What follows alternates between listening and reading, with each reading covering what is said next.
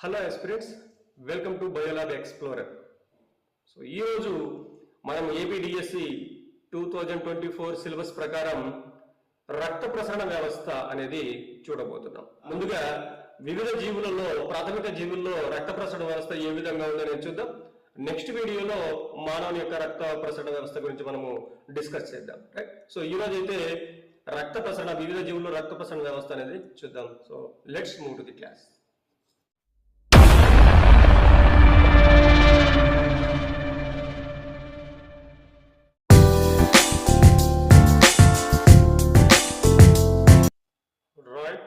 మరి ప్రసరణ వ్యవస్థ చూద్దాం. సో సర్క్యులేషన్ సిస్టమ్ ఎలా ఉంది, ప్రాథమిక జీవుల్లో ఎలా ఉంది, తర్వాత ఎలా ఉంది అనేది చూడబోతున్నాం. అసలు ముందుగా ఈ ప్రసరణ వ్యవస్థ అనేది జీవులకు ఎందుకు అవసరం అనేటువంటిది మనం తెలుసుకోవాలి. సో ఎందుకు బ్లడ్ సర్క్యులేషన్ అనేది అవసరం చూస్తే, జీర్ణ వ్యవస్థలో జీర్ణమైనటువంటి ఆహారం, అదేవిధంగా శ్వాసక్రియ ద్వారా పీల్చుకున్నటువంటి ఆక్సిజన్, ఇవి రెండు కూడా ఆక్సీకరణ చర్యల కోసం కణాల దగ్గర చేరాలి. మరి ఈ జీర్ణమైన ఆహారాన్ని కానీ శ్వాసక్రియ ద్వారా మనం తీసుకున్నటువంటి ఆక్సిజన్ కానీ కణాల వద్దకు చేర్చడానికి ఒక ప్రత్యేకమైనటువంటి వ్యవస్థ కావాలి. రైట్. సో అలా చేర్చడానికి, అదేవిధంగా కణాలలో ఏర్పడినటువంటి వ్యర్థ పదార్థాలను బయట పంపించడానికి కూడా ఒక రవాణా వ్యవస్థ అవసరం అవుతుంది. దాన్ని మనం ఏమంటామంటే ప్రసరణ వ్యవస్థ లేదా రవాణా వ్యవస్థ అని అంటాం. సో జీర్ణమైన ఆహారాన్ని, ఆక్సిజన్ ని కణాలకు చేర్చాలి, అదేవిధంగా కణాల దగ్గర ఏర్పడిన వ్యర్థ పదార్థాలను బయటకు పంపించాలి. దీనికి అందరికీ కూడా ఒక రవాణా వ్యవస్థ లేదా ప్రసరణ వ్యవస్థ అనేది జీవులకు అవసరమైంది. అదేవిధంగా మన బాడీలో ఉన్నటువంటి, మన శరీరంలో ఉన్నటువంటి వినాళ గ్రంథులు ఏవైతే ఉన్నాయో, ఈ వినాళ గ్రంథులు స్రవించినటువంటి హార్మోన్స్ రక్తంలో ప్రవేశిస్తుంది. ఆ రక్తం ఏం చేస్తుందంటే ఈ హార్మోన్లు శరీరంలోని అవసరమైన భాగాలకు చేరుస్తుంది. సో కాబట్టి అంటే వినాళ గ్రంథులు విడుదల చేసిన హార్మోన్లను వాటి ఉత్పత్తి స్థానం నుంచి అవి చర్య జరిపేటువంటి చర్యాస్థానానికి చేర్చడానికి కూడా ఒక రవాణా వ్యవస్థ అనేది అవసరం అవుతుంది. సో వినాళ గ్రంథులు అంటే ఎండోక్రైన్ గ్లాండ్స్ అని అంటాం, మనం డక్ట్లెస్ గ్లాండ్స్ అని అంటాం. రైట్. సో ఈ విధంగా రవాణా వ్యవస్థ యొక్క అవసరం అనేది జీవులకు ఏర్పడింది. రైట్. మరి రవాణా వ్యవస్థ పరిణామం ఎలా జరిగింది, ఎవల్యూషన్ ఎలా జరిగింది, ప్రాథమిక జీవుల నుంచి ఉన్నతమైనటువంటి జీవుల వరకు ఏ జీవుల్లో ఎటువంటి రవాణా వ్యవస్థ ఉండేది అనేది ఖచ్చితంగా చూడాలి. ఇది సిలబస్ లో ప్రత్యేకంగా మెన్షన్ చేయడం జరిగింది కాబట్టి. రైట్. సో ఇవన్నీ కూడా మనకు కొత్త పుస్తకాల్లో ఎక్కడ కూడా ఏవి కనిపించవు సిలబస్ ప్రకారం. ఇవన్నీ కూడా ఓల్డ్ పుస్తకాల నుంచి, మన స్కూల్ పుస్తకాల నుంచి, ఎస్సీఆర్టీ పుస్తకాల నుంచే సేకరించడం జరుగుతుంది. రైట్. ఆల్రెడీ మీకు ఆ బుక్స్ అని కూడా చూపించాను. సో ఓల్డ్ బుక్స్ ఏవేవి మనము రెఫర్ చేస్తున్నాము సిలబస్ కోసం అని. సో రైట్, చూద్దాం రవాణా వ్యవస్థ పరిణామం ఎలా జరిగింది, ఎవల్యూషన్. సో ప్రోటోజోవా వంటి ఏకకణ జీవుల్లో ఈ ఆహార పదార్థాల రవాణా ఎలా జరుగుతుందంటే విసరణ పద్ధతిలో జరుగుతుంది, డిఫ్యూజన్. ఇది ఆల్రెడీ మనం డైజెస్టివ్ సిస్టమ్ లో కూడా మాట్లాడుకున్నాం. సో ఈ ప్రోటోజోవా జీవులు ఏకకణ జీవులు కాబట్టి వీటిలో ప్రత్యేకమైనటువంటి వ్యవస్థలు ఏవి ఏర్పడి ఉండవు. కాబట్టి ఇవి శరీరం మొత్తం కూడా, శరీర ఉపరితలం మొత్తం కూడా విసరణ పద్ధతిలో ఆహార పదార్థాలు తీసుకోవడం కానీ బయటికి పంపించడం కానీ చేస్తూ ఉంటాయి. రైట్. సో ఎక్కువగా విసరణ వల్ల జరుగుతూ ఉంటుంది. అప్పుడప్పుడు జీవ పదార్థాల కదలిక వల్ల, అంటే దాని యొక్క కణంలో ఉన్నటువంటి జీవ పదార్థం సైటోప్లాజం మూవ్మెంట్ వల్ల కూడా అప్పుడప్పుడు రవాణా అనేది జరుగుతూ ఉంటుంది. పదార్థాలు ఒక ప్రదేశం నుంచి ఇంకో ప్రదేశానికి రవాణా జరుగుతూ ఉంటుంది. నెక్స్ట్, అలాగే ఈ జీవులలో, అంటే ఈ ప్రోటోజోవా జీవులలో రక్తనాళాలు కానీ రక్తం కానీ ఏవి లేవు. సో గుండె కానీ ఇటువంటి నిర్మాణాలు ఏవి కూడా లేవు. ఇవన్నీ కూడా ఎక్కడ మరి ఇవి ప్రసరిస్తాయి అంటే ఇవన్నీ కూడా శరీర కుహరంలోనే ఇవి రవాణా చేయబడతాయి. రైట్. కొన్ని ప్రాథమిక జీవులు ఉన్నటువంటి ఏకకణ జీవులలో రవాణాకు కావాల్సినటువంటి శక్తిని ఎలా పొందుతాయంటే కండరాల సంకోచ సడలికల వల్ల పొందుతాయి. సో ఇది కూడా ఇంపార్టెంట్. కొన్ని ప్రాథమిక జీవుల్లో ఆ కండరాల సంకోచ సడలికలు జరపడం ద్వారా కొంత శక్తి వస్తుంది. ఆ శక్తిని వివిధ పదార్థాల రవాణాకు ఇవి వాడుకుంటూ ఉన్నాయంట. తర్వాతి క్రమంలో ఏమైంది చూద్దాం. తర్వాతి పరిణామ క్రమంలో ఏకకణ జీవుల నుంచి బహుకణ జీవులు ఉద్భవించి రవాణా కొరకు ప్రత్యేకమైనటువంటి వ్యవస్థలను ఏర్పరచుకున్నాయి. ఎస్, ఎందుకంటే ఏకకణ జీవులు ఒకే ఒక కణం ఉంటుంది కాబట్టి అవి ప్రత్యేకమైనటువంటి వ్యవస్థలను ఏర్పాటు చేసుకోవడానికి సరిపోయే కణాలు వాటి దగ్గర లేవు.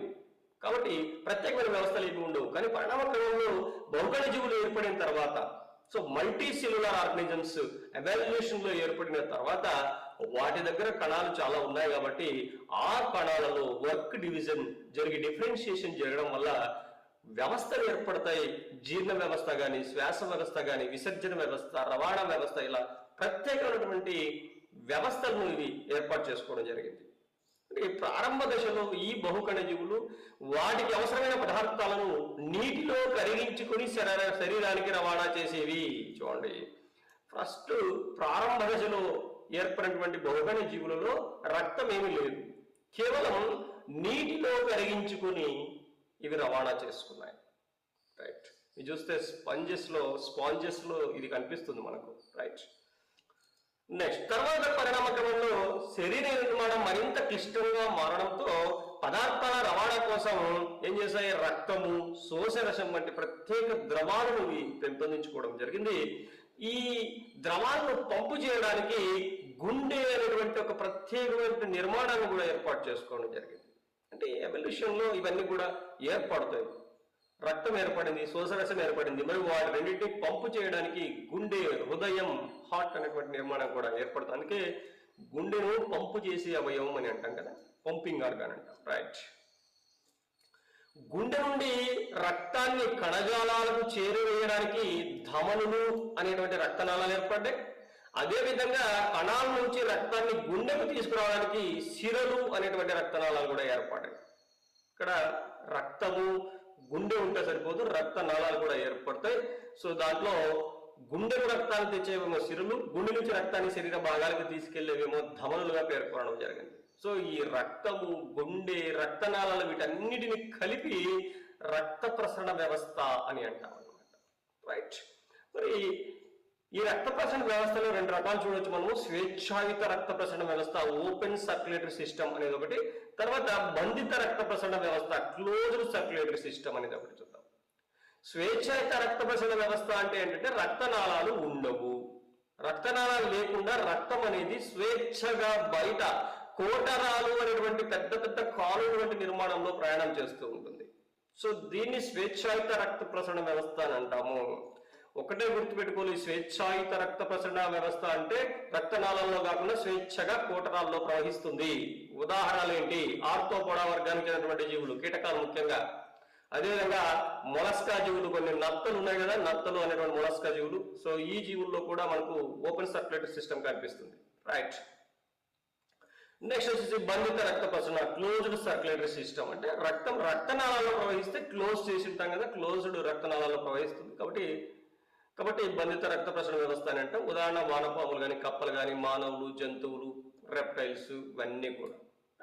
మరి ఇంకొక టాపిక్ ఏంటంటే రంగు. వివిధ జీవుల్లో రక్తం యొక్క రంగు ఇచ్చాడు, ఇది చూడాలి మనం. సో బొద్దింకలో కానీ క్యాక్రోచ్, గొల్లబామ, గ్రాస్ హాపర్ అంటాం కదా, ఇవి. సో ఈ రెండిట్లో కూడా రక్తం ఎలా ఉంటుందంటే వర్ణరహితం, కలర్లెస్ గా ఉంటుంది, కలర్ ఉండదు. రైట్, ఎందుకు ఉండదనే తర్వాత చూద్దాం, నెక్స్ట్ వస్తుంది టాపిక్. సో పీత, క్రాబ్, నత్త, స్నేల్, ఈ రెండిట్లో కూడా బ్లూ కలర్ లో ఉంటుంది రక్తం, నీలం రంగులో ఉంటుంది. ఇవి కూడా గుర్తుపెట్టుకోవాలండి, ఇంపార్టెంటే. ఫస్ట్ వానపాములో రక్త ప్రసరణ వ్యవస్థ మనం చూద్దాం. సో వానపాములో రక్త ప్రసరణ వ్యవస్థ చూస్తే వానపాము యొక్క శాస్త్రీయ నామం ఏంటంటే మెగాస్కోలెక్స్. మరి రక్త ప్రసరణలో ఏమేమి ఉంటాయంటే గుండె ఉంది, రక్తము, రక్తనాళాలు ఉన్నాయి. సో రక్త ప్రసరణ వ్యవస్థలో ఉండాల్సిన భాగాలు 3 కూడా ఉన్నాయి. మరి గుండె ఏ విధంగా ఉందో చూద్దాం. వానపాములో 8 జతల పార్శ్వ హృదయాలు, లేటరల్ హార్ట్స్ ఉంటాయి. 8 జతలు ఉంటాయి, సైడ్ బై సైడ్ ఇలాగా సైడ్ కు ఉంటాయి. 8 జతలు పార్శ్వ భాగాల్లో లేటరల్ గా ఈ సైడ్ కు ఉంటాయి అన్నమాట. రైట్, ఈ పార్శ్వ హృదయాలు రక్తనాళాలతో కలపబడి ఉంటాయి. ఎలా ఉంటాయి మనం చూద్దాం, నేను చూపిస్తాను మీకు. రైట్, మరి బ్లడ్ ఎలా ఉంటుందో చూద్దాం. బ్లడ్ కూడా ఇక్కడ చాలా ఇంపార్టెంట్. వానపాములో బ్లడ్ గురించినటువంటి ఇంపార్టెంట్ బిట్స్ ఉన్నాయి ఇందులో. సో వానపాము రక్తంలో ఎర్ర రక్త కణాలు ఉండవు, రెడ్ బ్లడ్ సెల్స్ ఉండవు. ఇంపార్టెంట్ పాయింట్ ఒకటి వచ్చింది. తెల్ల రక్త కణాలు మాత్రమే ఉంటాయి, ఎర్ర రక్త కణాలు ఉండవు. Red blood cells is absent in Megascolex, in యాక్వామ్. రైట్, కాబట్టి మరి హిమోగ్లోబిన్ అనేటువంటి పదార్థము ప్లాస్మాలో కలిగి ఉంటుంది. ఇది ఒక ఇంపార్టెంట్ బిట్ ఇందులో. ప్లాస్మాలో ఎక్కడ కలిగి ఉంటుంది? ప్లాస్మా, రక్తంలో ఉన్నటువంటి ప్లాస్మాలో కరిగిపోయి ఉంటుంది. అది మరి వేరే జీవులు ఎలాగంటే మిగతా జీవుల్లో హిమోగ్లోబిన్ అనేది ఎర్ర రక్త కణాల్లో ఉంటుంది. ఇక్కడ ఎర్ర రక్త కణాలు లేవు కాబట్టి హిమోగ్లోబిన్ ఎక్కడ ఉంది? ప్లాస్మాలో కరిగింది. ప్లాస్మా అంటే ఏంటి? రక్తంలో ఉన్నటువంటి లిక్విడ్. రక్తంలో మనకి రెండు భాగాలు కనిపిస్తాయి, ప్లాస్మా అనే లిక్విడ్ ఒకటి, రక్త కణాలు ఒకటి. మరి రక్త కణాలలో ఎర్ర రక్త కణాలు లేవు, హిమోగ్లోబిన్ ఉండేది ఎర్ర రక్త కణాల మీదనే. మరి రక్త కణాలు లేనప్పుడు ఏం చేస్తుంది? ప్లాస్మాలో కరిగి ఉంది. ఇది ఒక ఇంపార్టెంట్ బిట్, రైట్? హిమోగ్లోబిన్ ఉంది కాబట్టి రక్తం ఎరుపు రంగులోనే ఉంటుంది. సో హిమోగ్లోబిన్ రక్తానికి ఎరుపు రంగుని ఇస్తుంది కదా, ఎరుపు రంగులో ఉంటుంది, రైట్? మరి రక్త నాళాలు చూద్దాం. దీంట్లో బ్లడ్ వెజల్స్ ఏమున్నాయంటే ఈ రెండు బ్లడ్ వెజల్స్ రెండు ఉంటాయి. ఈ రెండు కూడా ముందు వైపు వెనక వైపు క్లోజ్ చేయబడి ఉంటాయి, మూయబడి ఉంటాయి అన్నమాట, రెండు కూడా, రైట్? వానపాములో రెండు రకాల రక్తనాళాలు మనకు కనిపిస్తాయి. ఒకటి పృష్ఠ రక్తనాళం, ventral blood vessel. Ventral blood vessel చూద్దాం. ఇది ఆహార నాళానికి పైన ఉంటుంది. మీరు ఒకసారి బొమ్మ చూసేస్తే మీకు ఒక ఐడియా వచ్చేస్తుంది. చూడండి, ఇది స్ట్రక్చరు. ఈ పైన ఉండేది మనం ఇప్పుడు చెప్పుకున్నటువంటి రక్తనాళం, పృష్ఠ రక్తనాళం. ఇది ఉదర రక్తనాళం అనేది, ఇది ఉదర రక్తనాళం, రైట్? ఇది పృష్ఠ రక్తనాళం, ఇది ఉదర రక్తనాళం. ఈ మధ్యలో ఉండేది ఏంటిది? ఆహార నాళం. ఇది ఆహార నాళం, రైట్? ఇవి హృదయాలు. ఈ పక్కోటి ఒకటి చూడండి, సైడ్లకి అవతల, రైట్? సో మొత్తం 8 పార్శ్వ హృదయాలు ఉంటాయి. ఈ హృదయాలు రక్తనాళాలకు కలుపుకొని ఉంటాయి. పైన ఉండే రక్తనాళాలకి కింద ఉండే రక్తనాళాలకి రెండుకి కలిసిపోయినాయి చూడండి, ఈ విధంగా అటాచ్ అయ్యి ఉంటాయి, రైట్? సో ఇదనమాట.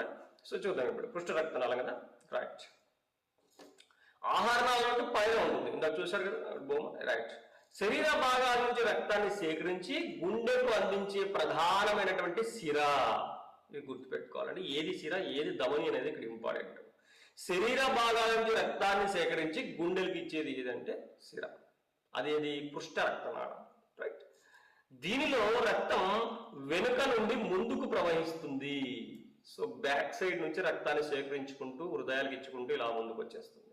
అంటే తోక నుంచి తల వైపుకి వస్తుంది అనమాట, బ్యాక్ సైడ్ నుంచి, రైట్? ఇప్పుడు ఉదర రక్తం, దీనికి పూర్తిగా ఆపోజిట్. ఉదర రక్తనాళం అనేది డార్సల్ బ్లడ్ వెజిల్ అనేటువంటిది ఆహారానికి కింది వైపు ఉంటుంది ఇది. సో మనము ఇక్కడ చూడొచ్చు కింది వైపు. సో ఇక్కడ కింది వైపు చూడొచ్చు మనం, ఇక్కడ చూడండి, ఇది ఇది, రైట్? గుండె నుండి రక్తాన్ని శరీర భాగాలకు సరఫరా చేసే ప్రధానమైనటువంటి ధమని ఇది. సో ఇది ధమని, అది పైన ఉండేదేమో సిర, ఇదేమో ధమని. దీనిలో రక్తం ముందు నుండి వెనుకకు ప్రవహిస్తుంది. ముందు నుండి వెనక అంటే తల భాగం నుంచి వెనక, ఈ విధంగా. సో యారో మార్క్స్ కూడా ఇచ్చారు చూడండి ఇక్కడ రిటర్న్. సో ఇక్కడ యారో ఇలా ఇచ్చారు చూడండి. సో పైన ఉండే పృష్ఠ రక్తనాళంలోనేమో రక్తం వెనక నుంచి ముందు వైపు వస్తే ఉదర రక్తనాళంలో ముందు నుంచి వెనక వైపుకి వెళ్తూ ఉంటుంది, రైట్? శరీర భాగాలకు తీసుకెళ్తా ఉంటుంది అనమాట, రైట్? పృష్ఠ రక్తనాళం శరీరం నుంచి రక్తమును గ్రహించి హృదయానికి ఇస్తే ఈ హృదయాలు ఉదర రక్తనాళంలోకి పంపిస్తాయి. చూడండి, ఇలా రక్తం ఇలా మూవ్ అవుతూ ఉన్నప్పుడు ఇలా హృదయాల ద్వారా ఇలాగా ఉదర రక్తనాళంలోకి వచ్చేస్తూ ఉంటుంది బ్లడ్. ఇక్కడ కూడా యారోస్ ఇచ్చారు చూడండి, రైట్? ఉదర రక్తనాళం రక్తాన్ని శరీర భాగాలకు పంపిస్తుంది.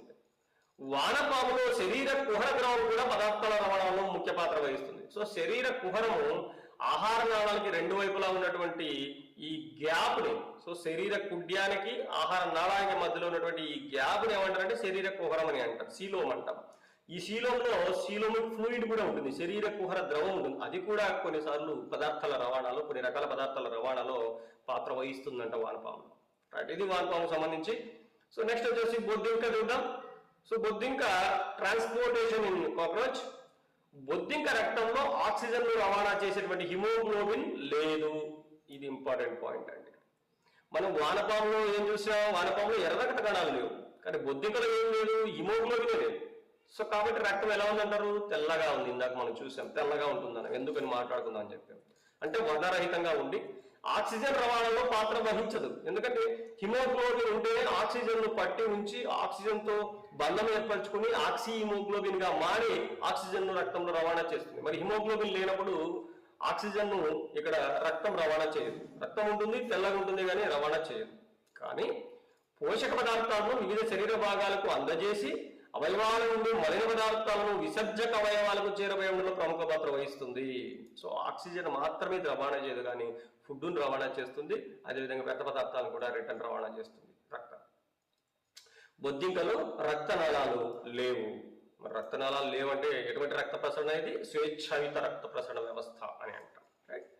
కానీ మహాధమని ఎరోటా అనే ఒక ముఖ్యమైనటువంటి ధమని మాత్రమే ఇందులో కనిపిస్తుంది.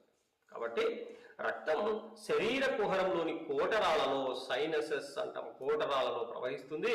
అందువల్ల బొద్దింకలోని రక్త ప్రసరణ వ్యవస్థను స్వేచ్ఛాయుత రక్త ప్రసరణ వ్యవస్థ అని చెప్తాం. రైట్. మరి బొద్దింక ప్రసరణ వ్యవస్థలో ఉన్నటువంటి భాగాలు చూస్తే హృదయాలు ఉన్నాయి, హృదయం ఉంది. బొద్దింక రక్త ప్రసరణ వ్యవస్థలో భాగాలు చూస్తే హార్ట్, హృదయం, కోటరాలు, సైనసెస్, పక్షాకార కండరాలు, పక్షాకార కండరాలు, యాలరీ మజిల్స్ స్పెషల్ గా ఉంటాయి దీంట్లో. రైట్. చూద్దాం. చాలా సింపుల్ గా యాలరీ మజిల్స్ ఏ జీవిలో ఉంటాయి అని కూడా అడగడానికి అవకాశం ఉంది. కొత్త బుక్స్ లో ఎక్కడ కూడా ఇవన్నీ కనిపించవు మనకు సిలబస్ ప్రకారం. రైట్. హార్ట్ చూద్దాం. బొద్దింక గుండె హృదయావరణ కుహరంలో ఉంటుంది. సో హృదయం కాబట్టి హృదయావరణ కుహరంలో ఉంటుందంట. గుండెలో 13 గదులు ఉంటాయి. ఎన్ని గదులు అంటే 13. ఇక్కడ ఒక చిన్న క్వశ్చన్ అడగడం జరిగింది ఏంటంటే బొద్దింకలు హృదయాల సంఖ్య, హార్ట్స్ ఎన్ని ఉంటాయని అడిగారు. ఫస్ట్ ఆప్షన్ 13 ఉంటుందండి. సో మనం పెట్టేది ఫస్ట్ ఆప్షన్, ఎందుకంటే మనకు బొద్దింక అనగానే 13 గుర్తొస్తుంది. కానీ బొద్దింకలో ఉండేది ఒక గుండెనే, కానీ ఆ గుండెలో గదులు 13. సో మనలో ఎన్ని గుండెలు ఉన్నాయండి? 1.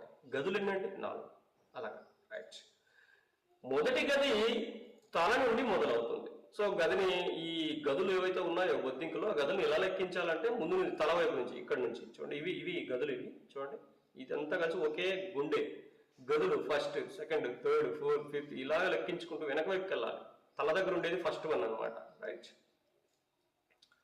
సో మొదటి గది తల నుండి మొదలవుతుంది. ప్రతి గది దాని ముందు గదిలోకి తెచ్చుకుంటూ వెళ్తుంది, అలాగ రిటర్న్ గా. సో ఓపెన్ అవుతూ వస్తుంది. అంటే తోక భాగంలో ఉన్న చివరి గది 13వ గది ఏదైతే ఉందో, సో వెనక వైపున మూయబడి ఉంటుంది. 13వ గది చివరిది కదా, మూసేయబడి ఉంటుంది. అది ముందు 12వ గదిలోకి తెచ్చుకుంటే 12, 11లోకి ఇలాగ ముందు గదిలోకి తెచ్చుకుంటూ వెళ్తాయి. సో ఇలా కూడా ఆర్డర్ అడగడానికి అవకాశం అనేది ఉంది. ఈ గదులు ఏ గదిలోకి తెచ్చుకుంటే అనేది చాలా చాలా ఇంపార్టెంట్. ఇక్కడ ఏంటంటే వెనక వైపు నుంచి మీరు లెక్కించుకోవాలి. అంటే ఒకటోదేమో ముందే ఉంటది, 1, 2 ఏమో ముందు నుంచి ఎక్కేస్తాం. కానీ ఏది దేనిలోకి తెచ్చుకుంటుంది అన్నప్పుడు 13లోకి, 12లోకి, 12, 11లోకి, 11, 10లోకి ఇలా వస్తాయి. చివరిగా 1లోకి తెచ్చుకుంటాయి అన్ని గదులు కూడా. రైట్. ఆ విధంగా గుర్తుపెట్టుకోవాలి ఏది దేనిలోకి తెచ్చుకుంటుంది. ఇది ఇంపార్టెంట్ బిట్ అండి. రైట్. నెక్స్ట్, ఉదయ గదులకు పార్శ్వగుడ్యంలో కుల్యాముఖాలు, ఆస్టియా అనేటువంటి రంధ్రాలు ఉంటాయి. ఈ హృదయం అంటే గుండెలు ఏవైతే ఉన్నాయో, గదులు ఉన్నాయి కదా, గుండె గదులు ఉన్నాయి కదా, ఈ గుండె గదులకి సైడ్లకి ఏమవుతుంది, చిన్న చిన్న రంధ్రాలు కూడా ఉంటాయి. ఈ రంధ్రాల గుండా రక్తము హృదయ గదుల్లోకి ప్రవేశిస్తూ ఉంటుంది. అంటే బయట కోటరాల్లో వెళ్తా ఉంది, పెద్ద పెద్ద కాలువలాగా కోటరాలు ఓపెన్ లో వెళ్తా ఉంది. బ్లడ్ అంతా కూడా, హార్ట్లు అనేవి ఇక్కడ ఉన్నాయి, చుట్టూ కూడా బ్లడ్ వెళ్తా ఉంది. మరి ఈ బ్లడ్ హార్ట్లలోకి ఎలా ఎంటర్ అవ్వాలి? ఎంటర్ అవ్వడానికి హార్ట్లకి సైడ్ భాగంలో హోల్స్ ఉంటాయి. మరి ఎవరు ఎంటర్ చేపిస్తారు అంటే అక్కడ పక్షాకార కండరాలు చెప్పాం కదా, అలరీ మజిల్స్ అని, అవి సంకోచ సడలిక చేసినప్పుడు ఈ బయట పోతున్నటువంటి బ్లడ్ ఈ హార్ట్ లోకి మధ్యలో ఉన్నటువంటి హార్ట్ గదుల్లోకి ఎంటర్ అవుతూ ఉంటుంది. చూద్దాం నెక్స్ట్. హృదయంలో రక్తం వెనక నుండి ముందుకు ప్రవహిస్తుంది. ఇది గుర్తుపెట్టుకోవాలి. ఇందాక చెప్పాను నేను, ఏ గదిలోకి తెచ్చుకుంటుందంటే వెనక వైపు నుంచి ముందు వైపు ఉన్నటువంటి గదుల్లోకి తెచ్చుకుంటూ వెళ్తుంది. అదేవిధంగా బ్లడ్ కూడా అదే విధంగా ఫ్లో అవుతుంది. ముందు వైపుకు, తల వైపుకు బ్లడ్ ఫ్లో అవుతూ వస్తుంది తలలోకి. రైట్.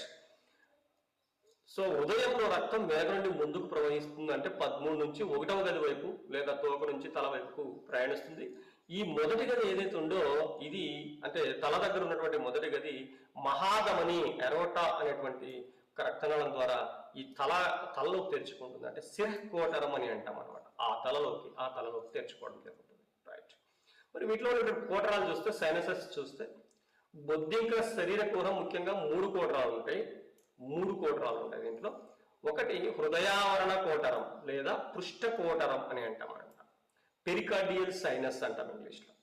సెకండ్ వన్ వచ్చేసి పర్యాంతరంగ కోటరం లేదా పెరివిసరల్ సైనస్ అంటాం. ఇది పెరికార్డియల్, ఇది పెరివిసరల్ సైనస్, పర్యాంతరంగ కోటరం. మూడోది ఉదర కోటరం, వెంట్రల్ సైనస్ అని అంటాం. సో ఈ 3 ఇచ్చాడు. అదనంగా ఇంకొక కోటరం ఉంటుంది అన్నాడు, దాన్ని శిరః కోటరం అంటారు, తలలో ఉంటుందంట.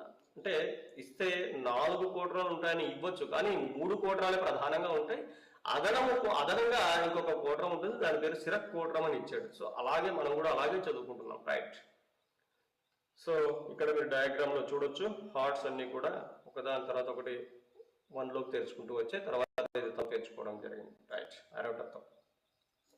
మరి ఈ అలరీ వెజల్స్ ఏంటో చూద్దాం. పక్షాకార కండరాలు అనేటువంటివి దీంట్లో స్పెషల్ బొద్దింకలు ఉండేటువంటివి ఏ ఆకారంలో ఉంటాయంటే విసనకర్ర ఆకారంలో ఉంటాయి.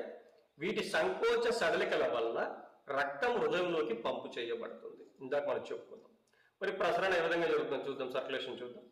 పక్షాకార కండరాలు సంకోచం చెందినప్పుడు, పక్షాకారాల కండరాలు ఏవైతే సంకోచం చెందినప్పుడు రక్తం అనేది పర్యాంతరంగ కోటరము మరియు ఉదర కోటరము నుండి హృదయావరణ కోటరంలోకి వెళ్తుంది. అంటే హృదయం ఉండేటువంటి భాగాల్లోకి వెళ్ళిపోతుంది. హృదయాలు ఉండేటువంటి హృదయావరణ కోటరంలోకి ఇప్పుడు వెళ్ళింది. అంటే హృదయాలు ఉన్నాయి, హృదయాల చుట్టూ బ్లడ్ వచ్చి చేరింది, హృదయ కుహరంలో ఉంది. ఇంకా హృదయాల్లోకి ఎంటర్ అవ్వలేదు బ్లడ్. ఇంకా పక్షాకార కండరాలు సడలినప్పుడు రక్తం హృదయావరణ కుహరం నుంచి హృదయంలోకి ప్రవేశిస్తుంది. ఈ రెండు పాయింట్లు వెరీ వెరీ ఇంపార్టెంట్. పక్షాకార కండరాలు సంకోచం జరిగినప్పుడు ఏం జరుగుతుంది, పక్షాకార కండరాలు సడలినప్పుడు ఏం జరుగుతుంది, ఇది ఇంపార్టెంట్. రైట్. పక్షాకార కండరాలు సంకోచించినప్పుడు రక్తం అంతా కూడా బయట ఉన్నటువంటి పర్యాంతరంగ కోటరం మరియు ఉదర కోటరం నుంచి రక్తం హృదయావరణ కోటరంలోకి వచ్చేస్తుంది. ఇప్పుడు పక్షాకార కండరాలు సడలిన వెంటనే హృదయావరణ కోటరంలో ఉన్నటువంటి రక్తము హృదయంలోకి ప్రవేశిస్తుంది. రైట్. ఇక్కడ మీరు చూడవచ్చు, ఇవన్నీ కూడా గదులు, హృదయంలో ఉన్నటువంటి గదులు ఇలా ముందుకు తెరుచుకున్నాయి. ఇవి పక్షాకార కండరాలు ఉన్నాయి, పక్షాకార కండరాలు ఉన్నాయి. ఇవి సంకోచ సడలికలు జరిగితే రక్తం అనేది ఈ గుండె గదుల్లోకి ప్రవేశించడం జరుగుతుంది. రైట్. హృదయంలో ఏర్పడే తరంగాకార సంకోచాల వల్ల రక్తం 13వ గది నుంచి 1వ గది వైపు ప్రయాణిస్తుంది. రైట్. 1వ గది నుంచి మహాధమని ద్వారా తలలోకి తెరుచుకుంటుంది. 1వ గది నుంచి మహాధమని ఏర్పడుతుంది. అది రక్తాన్ని తలలోకి తీసుకొస్తుంది. తల నుండి మరలా శరీర కుహరంలోకి, అక్కడి నుంచి హృదయావరణ కుహరంలోకి మళ్ళీ ప్రవేశిస్తుంది. అంటే సైకిల్ మళ్ళీ కొనసాగుతుంది. ఇలాగే వలయం కొనసాగుతూ ఉంటుంది అనమాట. సో ఇక్కడ మీరు వలయం కూడా చూడొచ్చు. సో కంట్రాక్షన్ అయినప్పుడు చూడండి, ఇక్కడ రక్తం అనేది పెరివిసియల్ సైనస్ మరియు పెరినియల్ సైనస్ నుంచి ఎక్కడికి వెళ్ళింది, సో పెరికార్డియల్ సైనస్ లోకి వెళ్ళింది. మళ్ళీ అవి రిలాక్స్ అయిన తర్వాత, రిలాక్స్ అయితే అలరీ వెజల్స్ రిలాక్స్ అయితే అది ఎక్కడికి వెళ్తుందంటే హృదయంలోకి ఎంటర్ అవడం జరుగుతుంది అనమాట. రైట్. నెక్స్ట్ వచ్చేసి బ్లడ్ సర్క్యులేషన్ ఇన్ ఫిష్. చేపలో రక్త ప్రసరణ వ్యవస్థ. చేపలలో బంధిత రక్త ప్రసరణ వ్యవస్థ ఉంటుంది. అంటే రక్తనాళాల్లో రక్తం ప్రవహిస్తే బంధిత రక్త ప్రసరణ వ్యవస్థ అంటాం కదా. సో ఇక్కడ రక్తనాళాలు ఉంటాయని మనం అర్థం చేసుకోవచ్చు. మరి చేప గుండెలో 2 గదులు ఉంటాయి. చేపలో ఎన్ని గుండెలు ఉంటాయి? 1. గదులు ఎన్ని ఉంటాయి? 2. ఈ క్లారిటీ మనకు ఖచ్చితంగా ఉండాలి. రైట్. చేపలో 2 గదులు ఉంటాయి. 1 కర్ణిక లేదా ఏట్రియం అని అంటాం. 2వది వచ్చేసి జఠరిక, వెంట్రికిల్ అని అంటాం. సో ఒక కర్ణిక, ఒక జఠరిక ఉంటాయనేది గుర్తుపెట్టుకోవాలి. కర్ణికని ఏట్రియం అని కూడా పిలుస్తాం చేపలు. రైట్. చేపలో ఎన్ని గుండెలు ఉంటాయి? కన్ఫ్యూజ్ అవ్వకండి, చేపలో ఒకే గుండె ఉంటుంది, 2 గదులు ఉంటాయి. రైట్. గుండెలో ఆమ్లజని రహిత రక్తమును అంటే డీఆక్సినేటెడ్ బ్లడ్ ను గ్రహించేటువంటి ప్రత్యేక నిర్మాణం ఉంటుంది. దీన్ని ఏమంటారంటే శిరాసరణి, సైనస్ వినోజస్ అంటారు. ఇది వెరీ వెరీ ఇంపార్టెంట్. సో శిరాసరణి లేదా సైనస్ వీనోజస్ అనేది ఏ జీవిలో ఉంటుంది అంటే చేపలో ఉంటుంది. ఏ రక్తం తీసుకుంటుంది అంటే ఆమ్లజని రహిత రక్తం, డీఆక్సినేటెడ్ బ్లడ్ ని గ్రహిస్తుంది. అంటే చెడు రక్తంని గ్రహించేటువంటి ఒక ప్రత్యేకమైనటువంటి భాగం మనకు చేపలో కనిపిస్తుంది. దాన్ని శిరాసరణి అని అంటాం. సో ఇక్కడ మీరు చూడొచ్చు ఆ స్ట్రక్చర్ ఏ విధంగా ఉంది అనేటువంటి. రైట్. ప్రసరణ ఏ విధంగా జరుగుతుందో చూద్దాం. ప్రసరణ విధానం. వివిధ శరీర భాగాల నుంచి ఆమ్లజని రహిత రక్తం అంటే డీఆక్సినేటెడ్ బ్లడ్ అనేటువంటిది సంచి వంటి శిరాసరణిలోకి వస్తుంది. సో ఫస్ట్ ఇక్కడ శిరాసరణి అనేటువంటి నిర్మాణానికి వస్తుంది. ఇక్కడ కర్ణికలకు కానీ లేకపోతే జఠరికలకు కానీ రక్తం ఎంటర్ అవ్వలేదు. చూడండి, శిరాసరణి అనే భాగంలోకి ఫస్ట్ వచ్చింది డీఆక్సినేటెడ్ బ్లడ్, చెడు. ఈ శిరాసరణి గోడలు చాలా పలుచుగా ఉండడం వల్ల రక్తము శిరాసరణి నుంచి సులభంగా కర్ణికలోకి చేరుతుంది. అంటే డిఫ్యూజ్ అవుతుంది. పలుచగా ఉండడం వల్ల ఏమవుతుంది, ఆమ్లజని రహిత రక్తం శిరాసరణి నుంచి ఇప్పుడు కర్ణికలోకి వెళ్ళిపోతుంది. అక్కడ నుంచి జఠరికలోకి చేరుతుంది. సో మొత్తం మీద ఒక ఆర్డర్ గుర్తుపెట్టుకోవాలి. ఫస్ట్ శరీర భాగాల నుంచి శిరాసరణి, శిరాసరణి నుంచి కర్ణిక, కర్ణిక నుంచి జఠరిక. జఠరిక నుంచి ఈ ఆమ్లజని రహిత రక్తం ఆక్సీకరణ కోసం మొప్పలకు పంపబడుతుంది. సో ఖచ్చితంగా ఆక్సిజన్ యాడ్ చేయాలి కదా. సో ఎక్కడికి అంటే మొప్పలకు పంపిస్తుంది. ఎందుకంటే శ్వాసక్రియ నిర్మాణాలు ఏంటి మొప్పలు కదా. సో మనలో ఏ విధంగా అయితే ఊపిరితిత్తులు ఉంటాయో, ఏ విధంగా ఊపిరితిత్తుల్లో ఆక్సిజన్ అనేది బ్లడ్లోకి ఎంటర్ అవుతుందో, ఆ విధంగా చేపల్లో మొప్పలలో ఆక్సిజన్ అనేది బ్లడ్లోకి ఎంటర్ అవుతుంది. రైట్. కాబట్టి ఆమ్లజని రహిత రక్తం అనేది జఠరిక నుంచి ఎక్కడికి వెళ్ళింది, మొప్పలకు వెళ్ళడం జరుగుతుంది. ఈ మొప్పలలో వాయువుల వినిమయం జరుగుతుంది. అంటే ఆక్సిజన్ రక్తంలోకి ఎంటర్ అవడం, రక్తంలో ఉండే కార్బన్ డైఆక్సైడ్ బయటికి మొప్పల ద్వారా బయటికి వెళ్ళడం అనేది జరుగుతుంది.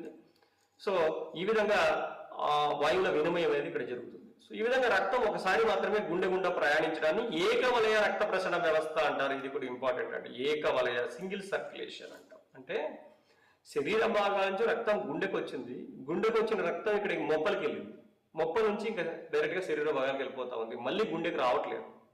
కాబట్టి ఈ విధంగా రక్తం ఒకసారి మాత్రమే గుండె గుండె ప్రయాణిస్తే దాన్ని ఏకవలయ రక్త ప్రసరణ వ్యవస్థ అంటారు. అలా కాకుండా గుండెకు 2 సార్లు రక్తం వస్తుందా అంటే వస్తుంది. ఎలాగంటే శరీర భాగాల నుంచి రక్తం గుండెకు వచ్చి, గుండె నుంచి ఆక్సిజన్ కలుపుకోవడం కోసం ఊపిరితిత్తులకి వెళ్ళి ఆక్సిజన్ కలుపుకొని మళ్ళీ గుండెకు వచ్చి, గుండె నుంచి మళ్ళీ శరీర భాగాలకు వెళ్తుంది. దాన్ని ద్వివలయ రక్త ప్రసరణ వ్యవస్థ అని అంటాం. అన్ని జంతువుల్లో ఇదే ఉంటుంది. అది నెక్స్ట్ వస్తుంది మనకు. రైట్.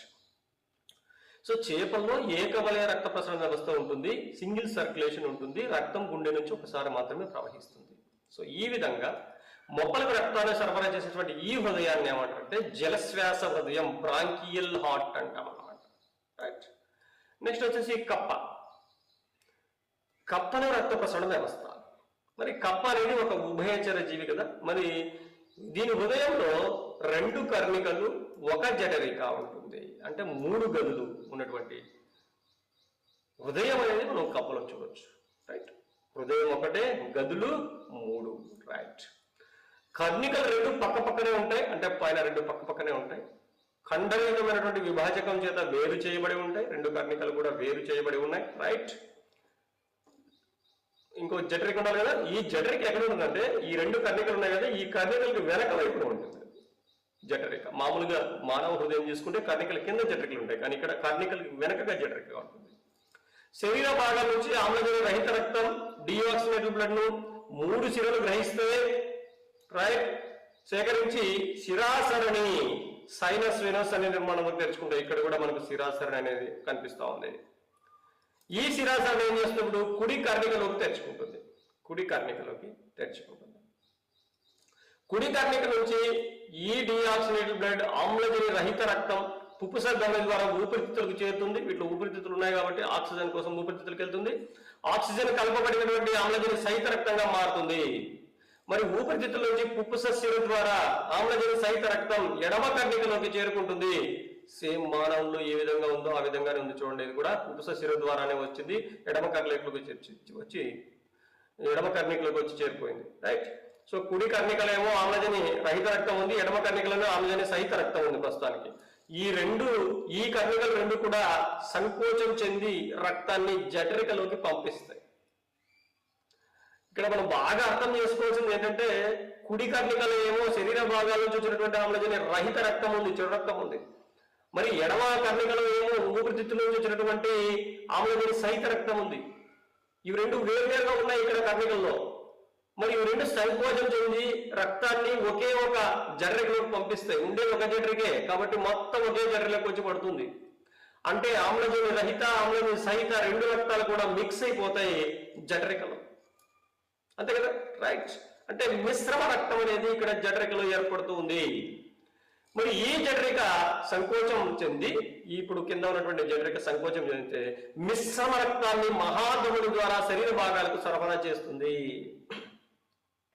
ఈ జీవిలో ఇది చాలా ఇంపార్టెంట్ అండి. శరీర భాగాలకి మిశ్రమ రక్తాన్ని సరఫరా చేసేటువంటి జీవి ఏది అంటే కప్ప.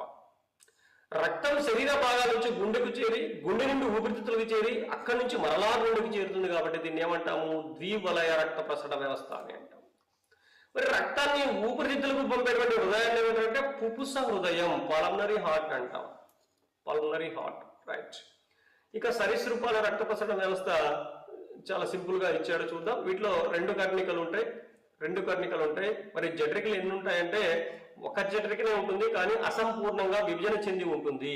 అంటే కొద్దిగా సగం వరకు విభజన చెందింది. అంటే రెండు జఠరికలు ఏర్పడేటువంటి ప్రయత్నం జరిగింది. ఇలా ఉండిపోయినాయి జఠరికలు. ఇవి పూర్తిగా ఇలా వేరుపడలేదు, ఇలా ఉండిపోయి సగంలో ఆగిపోయాయి. సో ఈ విధంగా అసంపూర్ణంగా విభజించినటువంటి జఠరిక ఒకటి ఉంటుంది. ఆ నెక్స్ట్ పరిణామ క్రమంలో అది విభజన చెంది జఠరిక కూడా విభజన చెంది రెండు జఠరికలు రెండు కర్ణికలుగా 4 భాగాలుగా ఏర్పడడం జరుగుతుంది అనమాట. సో ఇక్కడ సరీసృపాల్లో మాత్రం అసంపూర్ణంగా విభజన చెందినటువంటి జఠరిక ఉంటుంది. అంటే ఈ జీవుల్లో అసంపూర్ణంగా విభజన చెందిన 4 గదుల హృదయం అనేది ఉంటుంది కదా. అంటే యాక్చువల్గా 3 గదులే, అసంపూర్ణంగా విభజన చెందిన 4. గుండె నుండి రక్తం ఊపిరితిత్తులకు ఎదురు పంపిస్తుంది కాబట్టి ఇది కూడా కుబుస హృదయమే. ద్వివిలయ రక్త ప్రసరణ వ్యవస్థ ఇందులో కూడా కనిపిస్తుంది. అదేవిధంగా బంధిత రక్త ప్రసరణ వ్యవస్థ సరీసృపాల్లో కూడా మనకు కనిపిస్తుంది. రైట్, ఇది ఈరోజు క్లాస్. సో నెక్స్ట్ క్లాస్లో మానవుల్లో రక్త ప్రసరణ వ్యవస్థ ఏ విధంగా అనేది మనం చూద్దాం. రైట్.